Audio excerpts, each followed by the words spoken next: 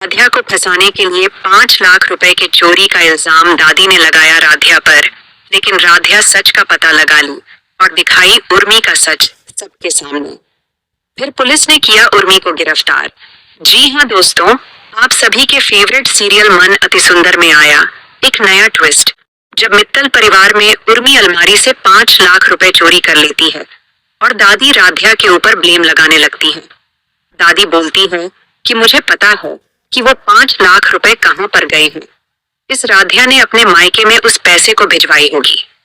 तभी राध्या अपने आप को बचाने के लिए सारा उर्मी का सच सभी लोगों को बताने लगती है और सीसीटीवी फुटेज भी दिखाने लगती है, जिसमें मित्तल परिवार के सभी लोग देख लेते हैं कि उर्मी पैसे चोरी करके किसी आदमी को दे रही है।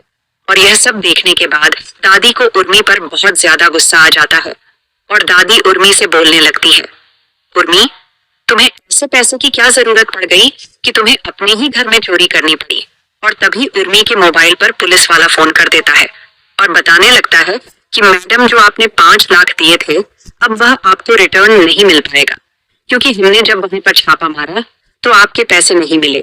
और यह सब मित्तल परिवार के सभी लोग जब सुन लेते हैं, तभी ओमकार पूछने लगते हैं, उर्मी, ये कौन से 5 लाख रुपए की बात हो रही है और यह लोग कौन है जो तुम्हारे फोन पर फोन करके तुमसे 5 लाख रुपए वाली बात कर रहे हैं।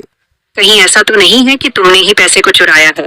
तभी उर्मी अपना गलती एक्सेप्ट कर लेती है और मित्तल परिवार के सभी सदस्यों को बताने लगती है कि हाँ, मैंने ही पैसे को चोरी किया था और मैंने पैसे को चुरा करके शादी के लिए अपने मैरिज ब्यूरो को दिया था, क्योंकि उसने मेरी अच्छी खासी जगह शादी लगाने के लिए इतने पैसे मांगे थे और मैंने यहाँ चुरा करके दे दिया। यह सुनने के बाद दादी को गुस्सा आ जाता है और वह बोलने लगती है, उर्मी, तुम्हें शादी का इतना ज्यादा फिक्र है तो हम लोगों से बोली होती, हम लोग कहीं ना कहीं ब्याह चलाते और तुम्हारी शादी करा देते। और तभी उर्मी बोलने लगती है कि मेरा ख्याल तो मित्तल परिवार में किसी को है ही नहीं। सभी लोग अपने अपने काम में परेशान रहते हैं और अपने बारे में सभी लोग सोचते हैं, हमारे बारे में तो कोई कभी सोचता भी नहीं है। इसलिए मुझे यह सब कदम उठाना पड़ा है। और यह सुनने के बाद दादी बोलने लगती है कि उर्मी, तुमने तो मेरा मुंह दिखाने लायक नहीं छोड़ा, अब मैं मित्तल परिवार के लोगों को अपना मुंह क्या दिखाऊंगी। और दादी वहां से तुरंत चली जाती है। और तभी रजनी जाकर के राध्या को प्यार से बोलती है, राध्या बेटा, हमसे गलती हो गई और हमें माफ कर दो। जी ने तुम्हारे ऊपर इतने गंदे आरोप लगाए, उसके लिए मैं तुमसे क्षमा मांगती हूँ। हालांकि वहीं दूसरी तरफ ओमकार जी भी आकर के राध्या से बोलते हैं, राध्या, हमने तुम पर गलत आरोप लगाया, उसके लिए हमें माफ कर दो, अब ऐसा कभी भी नहीं होगा। हो सकता है माँ जी गुस्से में आकर के तुम्हारे बारे में उल्टा सीधा बोल दिया होगा और तुम इतनी अच्छी हो कि सभी की बातों को सुन लिया और एक शब्द भी नहीं बोला। लकी, तुमने गर्व से कहा था और तुमने अच्छा बात किया कि पैसे को सही सलामत अच्छे जगह पर रखा। अब हमारे परिवार के ही सदस्य चोरी करने लगे तो मैं तुम्हें क्या ही बोल सकता हूँ। जहाँ एक तरफ दादी का सर मित्तल परिवार में सबसे ऊंचा होता था और वह अपने फैसले पर अडिग होती थी, लेकिन अब उनका सर धीरे धीरे नीचा होता चला जा रहा है उर्मी के वजह से।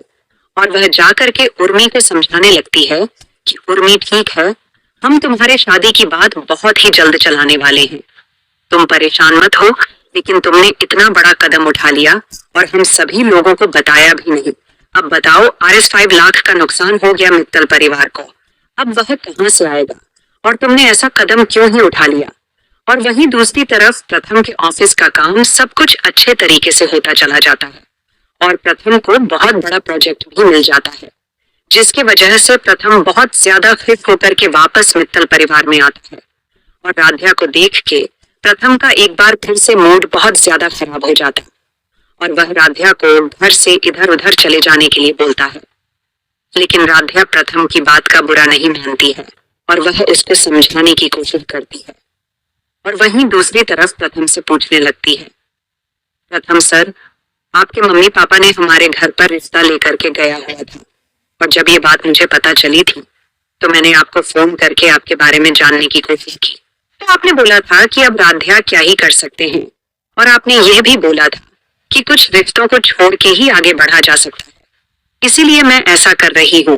और फिर जब मैं यह सुनी तो मैं भी आपसे शादी करने के लिए हाँ बोल दी, लेकिन आपने हमारी बात नहीं सुनी, तो मैं क्या कर सकती हूँ दोस्तों? कमेंट करके बताइए कि राध्या सही है या गलत। अब मैं YouTube से बता दूं